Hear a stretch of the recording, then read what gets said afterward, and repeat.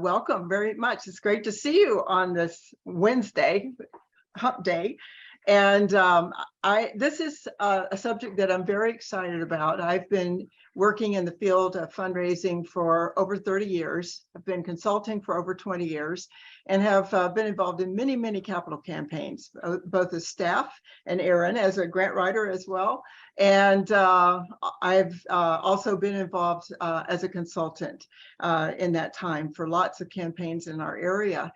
And it's pretty clear, you know, what works and what foundation needs to be set and established in order for our capital campaign to move forward with a greater probability of success. And it's pretty clear what mistakes some organizations can make if they don't get those things in place. And so that's just what I want to help you with today, is to really think through, using the eyes of a potential donor and a potential grant maker, think through the things that people want to see you have in place in order to be successful at a campaign. Christopher, if you could move the slide to the next one, please. Okay, and just want to confirm, you can still see the slide, right? I can see, all I see is, so you want to have a capital campaign. I can't see the second one. There you go. Okay. All right. That's getting us started. So let me go ahead and put that poll out there. And I hope you can see the chat, who is there. But yeah. I'll launch the poll, and here you go. Should be up there. All right, I'd love for you to fill out this poll and just choose the answer that most closely resembles why you're involved in this, why you're interested in this subject. So which best describes your campaign status right now? No campaign in sight, just interested in the topic. Contemplating a campaign, doing a feasibility study, in a campaign, just finished a campaign. Where are you in this?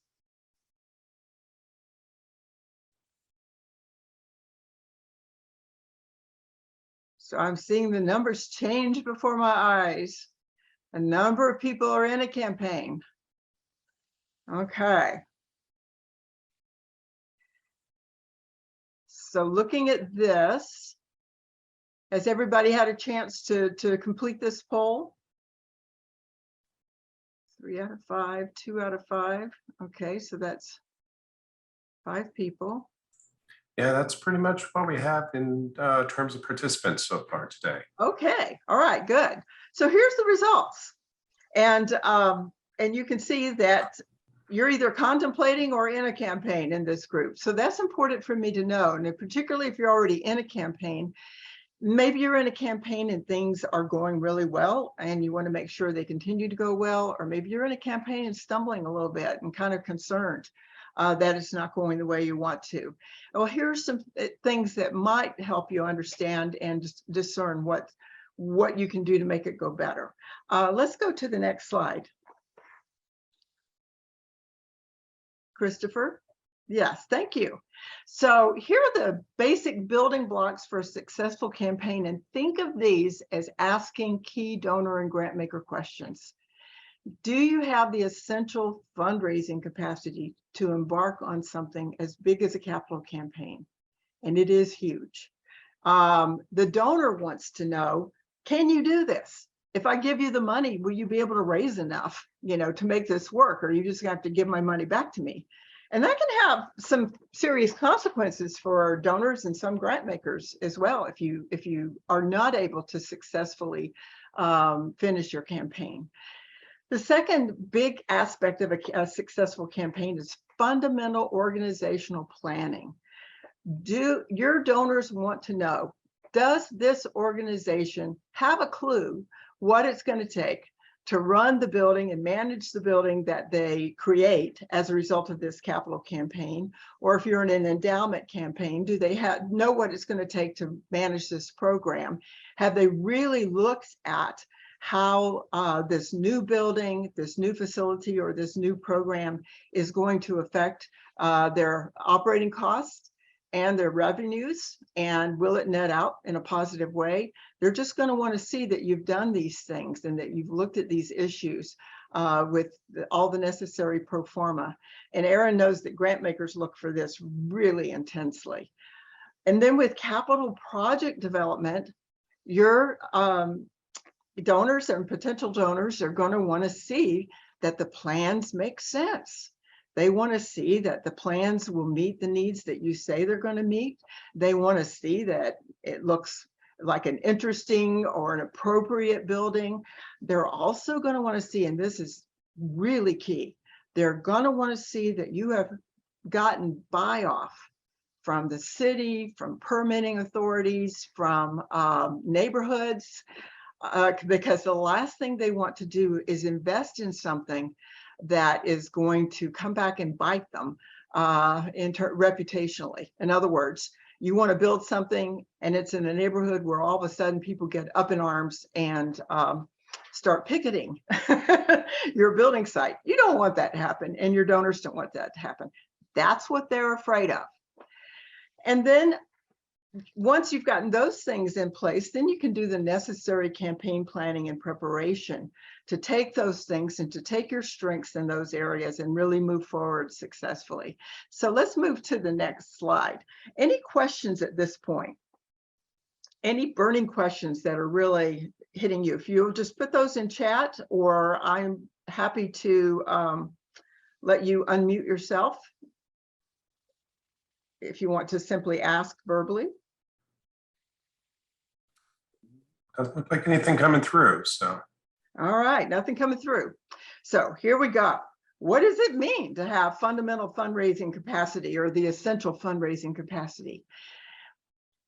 Unfortunately, campaigns favor those who've already successfully fundraised in the past. I'm sorry, if you're a small organization and you've never had donors, or you've never had an annual fund program, you've never done major fundraising in the past, it's going to be so much more difficult for you. Not necessarily impossible, but it's much more difficult.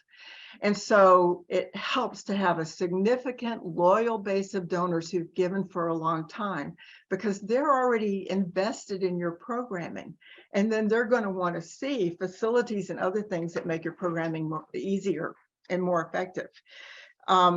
Without that loyal base, there are some things you can do to begin to create that loyal base, but it is much harder, and you really need to take some time before embarking on a campaign to start to do that.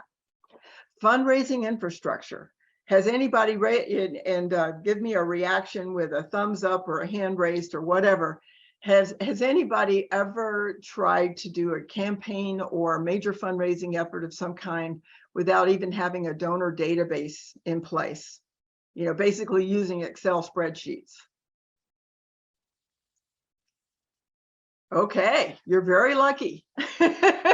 You're very lucky. I can raise my hand on that. Okay, yes, and it is a hard way to go. And so having a great donor record system that's campaign friendly, that enables you to produce the reports that you need, and importantly, that enables you to track your progress in bringing donors along, from informing them to developing their interest in the project, to then asking and negotiating a gift, and then stewarding those donors after they've made a gift.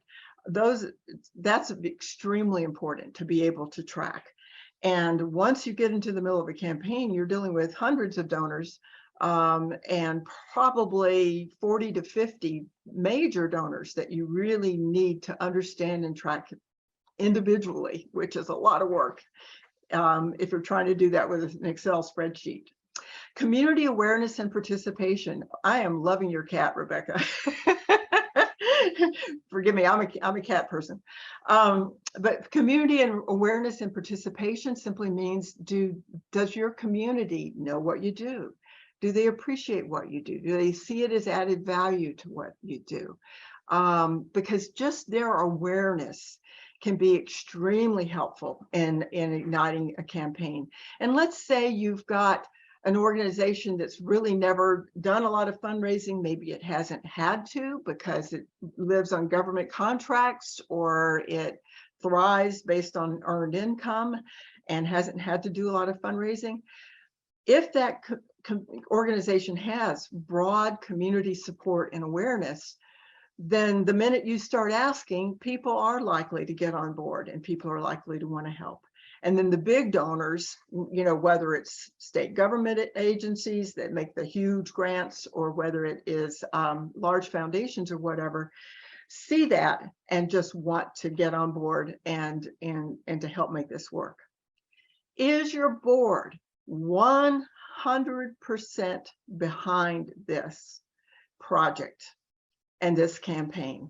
And by that, I mean, not only do they buy off on the need for the facility or the need for the new programming, what's ever been being funded, and they're together on the plans for making that happen, but they are all willing to personally invest financially in making it happen. And yes, there are boards now, and many of our boards locally, that don't have a lot of wealthy people on their board. And so the board isn't going to be able to rise and shine and give 50% of the campaign dollars in many of these cases, which, used to be the ideal case. But, the fact that everybody's in, to the extent they're capable of being there. I mean, even if it's just $100 over the course of, 2 years or something like that, that will carry significant weight with a number of foundations who actually ask that question and measure that, and also with a lot of your wealthier constituents who look at that and say, that board is so committed that they're doing everything they possibly can, and that makes me want to join in and help them be successful. Sufficient leadership and staff. If you're a one-person development shop, you're going to have a hard time managing a campaign. And so really being able to make the case, and I hope I help you with that today, but make the case with your boss, with your CEO, that you can't do a capital campaign without sufficient staff to keep the records, to manage the process of major gift fundraising and grant writing. If you have to contract for that staff, fine, but you've got to have more than one person handling that. And then you've got to have enough prospects that are qualified to make major financial support. So enough people in the community or in the larger region or whatever that are willing to do that. And that includes, by the way, particularly in our community and in our state, it includes state agencies. So if you're an arts program, or a community benefit program, so a social services program or whatever, there are 2 state agencies, the Department of Commerce oversees, and 2 funds, the Building for the Arts Fund and the Building Communities Fund, that they oversee that make fairly sizable grants. They generally wait to see that you've gotten a number of individuals to step forward first, and that you're on the road to success, and then they'll come in and we're talking millions. They'll make $1 million or 500,000 or 1.5 million or whatever. I mean, those can be very large grants. And also you have access to the capital facilities appropriation process of our state legislature. And that involves really building relationships with your local representatives and state senators, making sure they're aware of your project and seeing if they will vouch for your project and maybe push for an appropriation, a capital appropriation for your project during the biennial session. And that's only once every 2 years, so you've got to be real careful about how you time that. But if those are major prospects for financial support, that can make a huge difference, particularly for a small, newer organization. Questions, comments?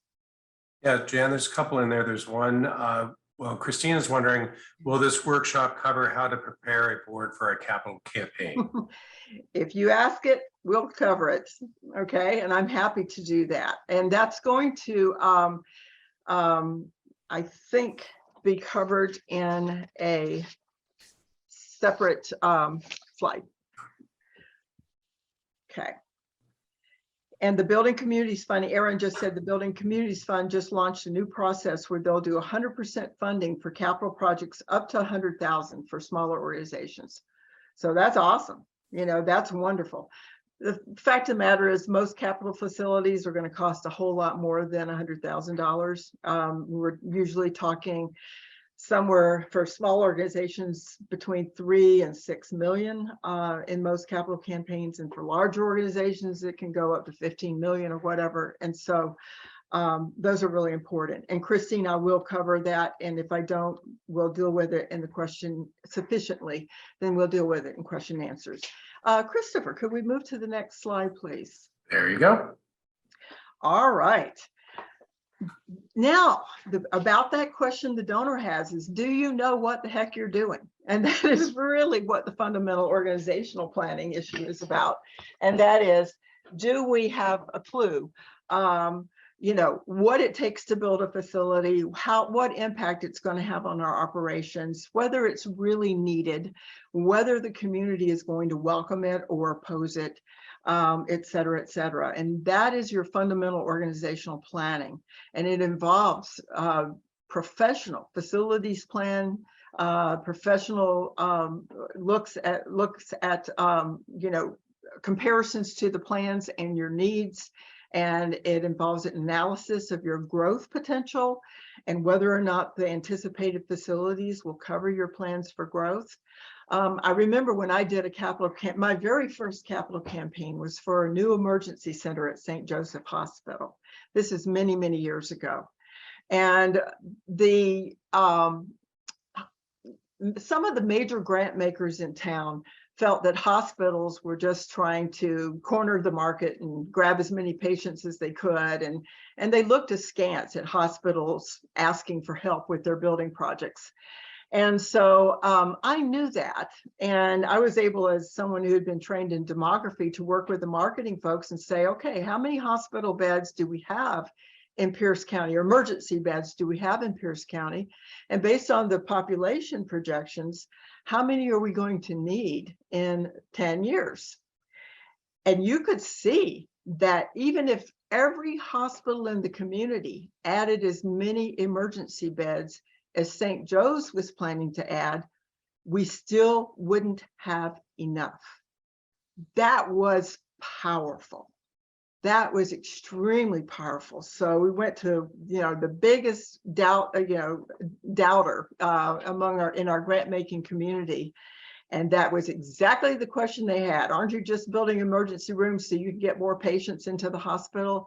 And we were able to say, you should hope that every hospital asks you for help with expanding their emergency room, because in 10 years, there aren't going to be enough, even if we step forward and do this. So extremely important. Know what you're doing, know why you're doing it, and be able to communicate effectively to the community and to potential grant makers and others why it's so very, very important. Let's look at the next slide, Christopher. Then you have the whole capital project development. And there are aspects of this that sort of, you know, you can't really complete before the campaign is done, because you never get the final architectural drawings done, you know, before a campaign starts. You never get the final engineering analysis before the, you know, there are a lot of things in the process of constructing a building that happen during the process, not afterwards. If you've ever remodeled an old home, you know exactly what I'm talking about. So, so it's important to understand that all of these can't be done necessarily beforehand, but you really do need to have preliminary drawings so you can create a vision for the donor about what this could look like. You can create excitement, enthusiasm for the idea of making it happen. You need to have some at least preliminary analysis of the site and how the neighborhood and community feels about that site. You need to have a preliminary analysis of buy-in support for having a facility that you're proposing at that site. When we did the East Side Community Center, for example, with Metro Parks, that arose out of community's grief over the shooting of young people in their community, and one in particular. And that mother raised the issue, we do not have safe places for young people to play and do things, particularly at night. We need a center that's attractive for them. So when Metro Parks started that campaign process, they not only had neighborhood buy-in, they had neighborhood leadership to make that happen. And it meant a lot. It certainly resonated throughout the political community. It helped with getting state support, and it also helped for getting large support from foundations. So that neighborhood buy-in can be extremely important.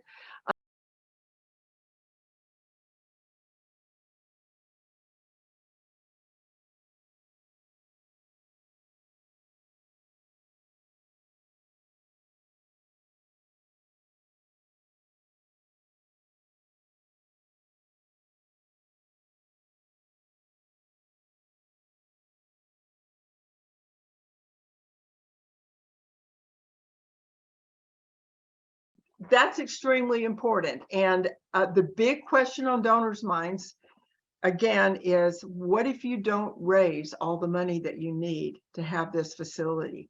Do you have a plan for a more streamlined facility? Will it still meet most of the needs? Can you do this in phases? Can you do this project so that this part is built now? Later, we'll do another campaign to raise money to build the second phase of this.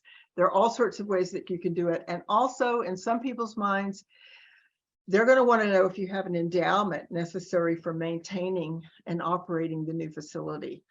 In other words, if we build it, will you be able to keep it up? You know, will it continue to look good? And sometimes you need to look at building that into the campaign. So with all that in mind, let's maybe look at some questions that you've had. And what I'm hearing is, let's see, when planning a capital campaign, how long does it typically take to plan and get funding? Ha! Boy, that's the magic question. A lot depends on how much you're asking. A lot depends on how well aware the community is of you and your project, how much time it takes to get permitting and all those kinds of things in place. Typically, if you're talking about planning and implementing a capital campaign, you're talking about a minimum of 2 years. And more typically, capital campaigns last from 3 to 5 years, particularly if they're large. Now, here's the deal. People get really bored. You're probably already bored with this discussion. We just don't have attention spans anymore. People get very bored with long campaigns. And so you really want something you can get funded in 2 years, even if you have to break it in half and go with phases. Get a phase done, be successful with it, be known in the community as being successful, and then move on to your next set of asks. And that's sometimes the best way to do it. So think about optimal 2 to 3 years, more likely 3 to 5 years. Does that answer your question, Rebecca? Give me a thumbs up. All right, good, thank you. And that's in our community. There are communities where things go a lot better. Now, basic campaign planning and preparations. Usually it takes most organizations about, if all these other things are in place, it takes most organizations another 6 months or so to really get their act together and get ready to do a campaign. For most organizations, it's extremely helpful to have a feasibility study, a pre-campaign planning study. That's where typically a consultant comes in. They interview, typically confidentially, your top 30 prospects for support, and they present a preliminary case prospectus that outlines your plans and why they're important and why this project means something to the community. And then they get feedback from your top 30 prospects, and then maybe other opinion leaders in the community about what about this makes sense to you? What about this leaves you with a lot of questions? Is this something that you would be inclined to support? Not asking for commitments, just wondering if this is the kind of thing that you might consider in the future. And also, do you know of other people who might be interested in making this happen? And let's say that we embark on this campaign, and is this something you might even be interested in volunteering to help make happen in some kind of campaign leadership position? The important thing is, and you get an estimate of what people might be willing to consider giving if they were to make a gift. Now, some people will never tell you. Some people will lie to you and downplay what they're willing to give. That's okay. But it's good information to have to start with. Now, here's the thing. A feasibility study, even if it says, you got a lot of problems, this is not a good time for you to do a campaign, there are other things happening in the community, blah, blah, blah, you really probably shouldn't do a campaign. Even if it says that, or even if it says, we think you can raise, 3 million, but you want to raise 5 million or whatever, it is not about the money. The reason you do a pre-campaign planning study is you want to know what's out there in the minds of your constituents, in particular, your top potential donors. You want to know what they think about your plans so that you can then either alter your plans or alter the way you talk about them to make them more appealing to the donor. That is the most beneficial part of doing a feasibility study. And if you don't want to do the expense of a feasibility study, which is typically somewhere between $30,000 and $50,000. If you don't want to go into that expense, or if your goal is really low and you're doing a $400,000 capital campaign, does it make sense to do a feasibility study? Maybe not. Then at least gather some focus groups of your top donors or top prospective donors, share the campaign prospectus with them and get their feedback so that you can learn, okay, what about this really sings to you? What about this raises more questions than answers? Because going into a campaign, you don't want to talk with your major donors and have all these questions come up that you could have easily dispelled if you'd simply known what those questions were in advance. Anything that raises the rational brain of your donors, anything that makes them go, yeah, what about this? And what about that? And what about the other? Is going to decrease the likelihood that they give, and is going to decrease the amount they consider. It's just how it is. It makes no sense rationally to give away your money. And so the minute you engage the critical part of the brain in a donor's mind, you may have lost them for good. You've certainly lost them temporarily, and it's a struggle. If you've had a chance to sample this out and to get some of these critiques out in the open in advance of doing a campaign, and then you're able to resolve those issues either through better project planning, or through better communication about your plans, then you're able to engage the excited, enthusiastic, happy part of the brain when you talk to these donors, and they're thinking about how can I make this happen, rather than, I don't know if you guys did your homework or not.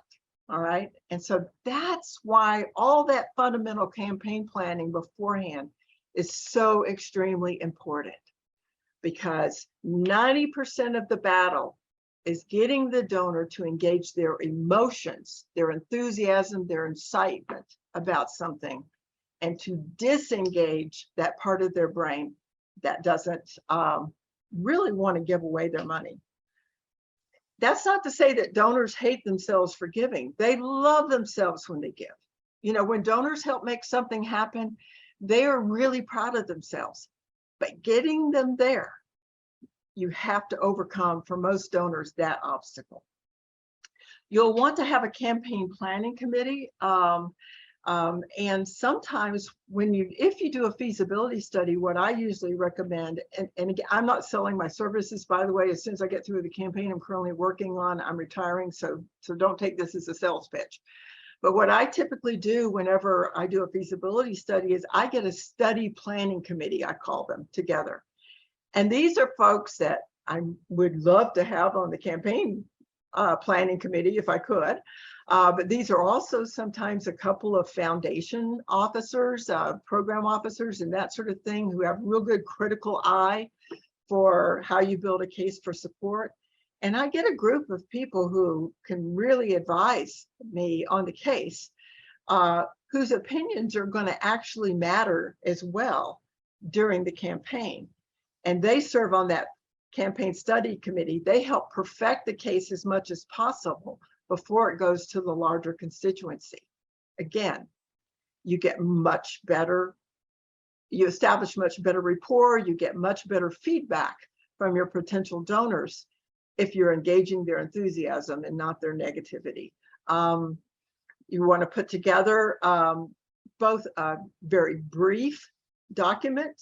People will read at most half a page. So we're talking lots of pictures, lots of headlines, lots of, communicating excitement through as few words as possible and bullets, big print. But you also want to have on hand an encyclopedia that includes things like pro forma for the building project and for operating the facility after it's built. You're going to want to have, the project cost. You're going to want to include in those project costs the campaign cost, because people know it takes money to raise money, and you want to include what that is. You want to have all these other things that Erin knows grant makers ask for all the time to support your plans, so that if people ask, you're able to give them those as one-pagers, to go along with the campaign prospectus. But you don't want to fill people's brains with any more information, again, that engages their rational brain. You don't want to fill people with any more of that than they ask for. But if they ask for it, you want to have it available. Then you're, working very hard with that group of people on the planning committee to ID and prospects for top gifts. And the feasibility study will do that to some extent, but you have to do that also individually with your board members. And then you're going to incorporate whatever you learn into a campaign plan. And, that campaign plan will include plans for different phases of the campaign. And generally, you want to plan to start a campaign from top down, inside out. And what that means is that you really want to work on the larger gifts first. In the olden days, a lot of those larger gifts would come from board members. These days, that's not as likely to be the case. And so you want the larger gifts first, and you want to work with those prospects, but you also need to make sure that everybody in the family is asked early as well. So you want to get your board members 100% behind it. You want to get at least your staff leadership 100% financially committed. And if possible, the more of your staff you can get financially committed, the better, even if it's just a small amount, even if it's a small payroll deduction every month or every paycheck, being able to say to a grant maker, 70% of our staff has already committed to this campaign. That makes a big difference, in people's willingness to support. That's what you do during the early phase of the campaign, the big gifts. Why? Because early in the campaign, you want to establish momentum, preferably get to 50 to 70% of the campaign goal committed before you even go public to the broader community about the campaign. Yeah, it's a small community, people talk, but you're not going to the vast majority of people and asking for their support until you're at least 50%, preferably 70% toward the goal. Why is this? We know that donors like to jump on a moving train. They do not like to jump on a train that has stalemated or doesn't appear to be going anywhere. They want to give to something that they know is going to happen and that they know is going to be successful.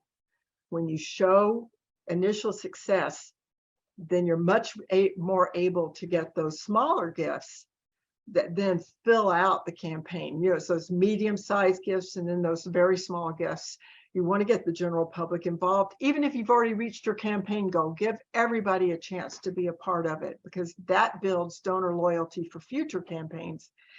But make sure they know that, hey, we're almost there. And if we can just get X, we'll be there. And that gets people excited. Okay, I've talked enough. Let's see what questions you have.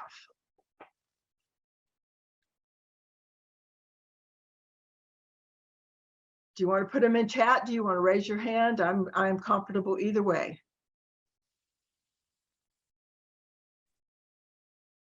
No questions?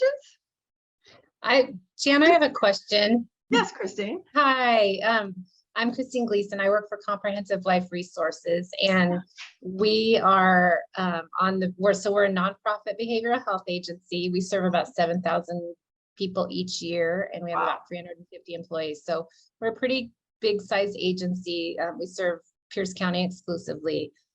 We are getting ready to do a capital campaign, and we're a nonprofit that's had the benefit of not doing a lot of fundraising historically. So one of the things that we're trying to help our board understand, they are fully supportive of a capital campaign and of our project, but they're asking about their role in the campaign. And so I'm wanting to understand, how do I prepare them for, here's what the expectations are going to be of you during a capital campaign. Can you help with that? Absolutely. And in fact, if you'll email me and you see my email address there, I can probably actually send you something that you could use with your board.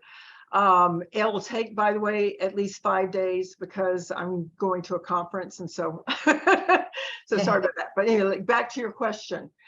Number one, every board member needs to be enthusiastic about the project, and they need to be communicating that to anyone that they are reaching out to in the community to talk about the project. Now, remember, during the early phases of the campaign, you're not trying to make it a big community effort, but they need to know why you're doing this. They need to be excited about the results of this. They need to be really clear about what's going on in case they get asked by someone, even somebody that they didn't want to know yet. You know, it's a small town, people gossip. So they need to know what's going on, why it's happening, and be really enthusiastic about it. Number two, they got to step forward early. They can't dawdle about this, and they've got to make their own commitments to their ability to give. And the way I like to portray it is, you got friends, your friends know if your gift is significant to you. So you want to make a gift to this campaign that would say to anybody who knows you well, I care about this. I think this project is worthy of my making a sacrificial commitment. We're not asking people to go hungry, making donations and all that other kind of stuff. That's not what I'm asking. But it's just that if anybody that knows you well saw what you were doing, would they say, yeah, I can see that this is one of this person's top 3 priorities in life. You know, and their church might be their first, or their, you know, civic club or whatever might be their first, but I can see that this is important to them. Number 3, your board members, if they can, need to be willing to commit to being involved in the campaign. If nothing else than just thanking donors. It means everything to a donor to have a board member either call them or preferably even write a handwritten note and say, I see you. I see you did this. And I just want you to know how much it means and will mean to our community. And if you have any questions, I want you to know you can call me, and I'd be happy to fill you in on how things are going. And just establish that relationship of, yes, I'm on the board, I'm in, you know, and I'm watching this, and I'm seeing that you're making a difference, and I just want to let you know how much it means. I don't care if your board members never ask for a dime. I mean, maybe you want them to, but, you know, theoretically, if your board members never ask for a dime, but they're willing to, every one of them is willing to thank at least 5 people who've made commitments to the campaign, in an earnest, grateful, and very specific way. In other words, make sure that you can say it's going to have an impact, and I want you to know how much that impact means. Makes all the difference in the world. So those three things are key. Thank you. I really appreciate that last point a lot too, because we recruited our board as not a fundraising board because we haven't been. So it's been more of a governance board. And I think some of them have a lot of fear about asking for money. It's just not something that they thought that they'd be doing. So I really appreciate that, using their voice in a different way that also really has a lot of impact. So thank you for that. And actually it has greater impact than asking, them asking, particularly if they're not peers of the people that they're talking to. It was interesting when I first started consulting, I would be called upon to, do these presentations on how to get board members involved in fundraising. And I remember, it was a presentation called the 5 Eyes of Fundraising for Board Members, and it's sort of like identify, inform, involve, blah, blah, blah. And my point was that, hey, board members, don't worry about this. 90% of the process of fundraising has nothing to do with asking for money, and usually if you do that 95% really well, the prospective donor is going to ask you what they can do. Typically you're not going to have to ask them, but it didn't matter. They saw the title, the 5 Eyes of Fundraising, and they would sit there with their arms folded during the entire presentation. It's like, oh, heck no, I'm not going there. Okay. But so I changed the title, and I changed it to How to Avoid Asking for Money. And love it. It was the same presentation. It was a different title, How to Avoid Asking for Money. And suddenly people loosened up.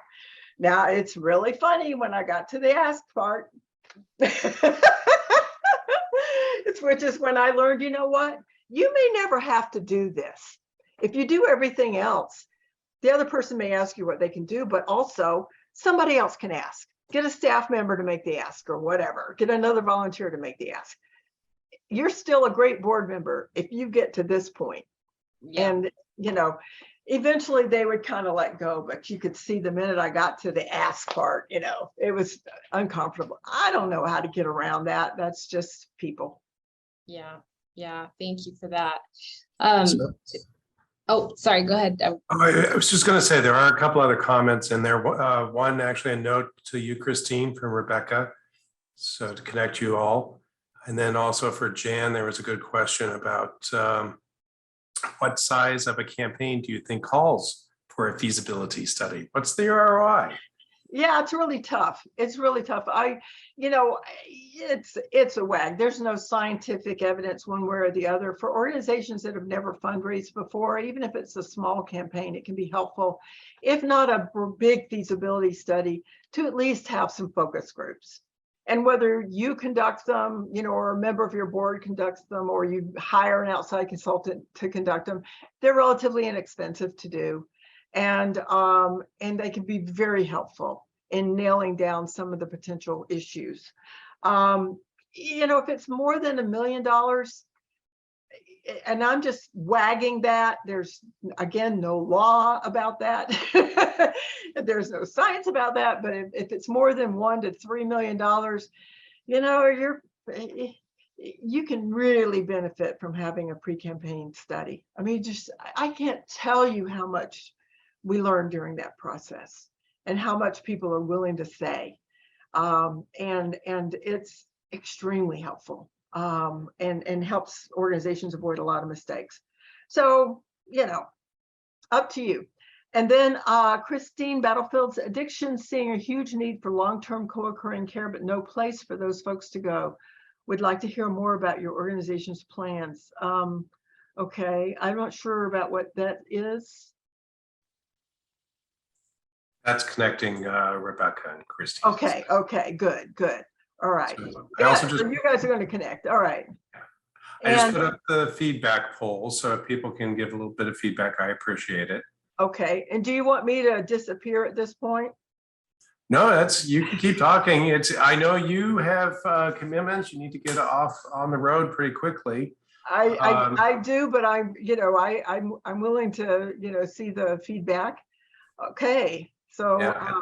And I'll send that to you as well. But, okay, and also just to let everybody know, I will send out a copy of the video, cleaned up a little bit because, now we discover why they don't let me do this very often with the little tech issue. So my apologies.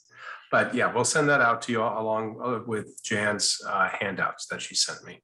yes, and really do feel free to contact me with questions. Like I said, I'm not trying to sell my services anymore. I'm trying to, go off into the sunset eventually. And so, but I'm always happy to help. I'm always willing to share whatever I know with people. That's a part of our community as fundraising professionals and nonprofit professionals, is that we're very giving to one another. And we share. That's how I learned, and that's how all of us learn. So please don't hesitate to email me if I have something that can help you. I'm more than willing to share it. And just thank you for your time and your interest in what you're all doing for the community. It's awesome. And Yeah, I'm going to leave now because I've got to get on the road. So. You too. Well, thank you so much. Look, don't retire until you keep teaching for me. So we'll see. Okay, that'll keep the business open for a little while. Yeah. All right. Take care. And thank you all for attending. I also put a link in there to the other programs if you haven't seen them already, but I recognize a lot of your names. So thank you so much. Always reach out to me as well, or to the center if you have any other questions or feedback. So, all right. You guys good? Have a great afternoon. Thank you.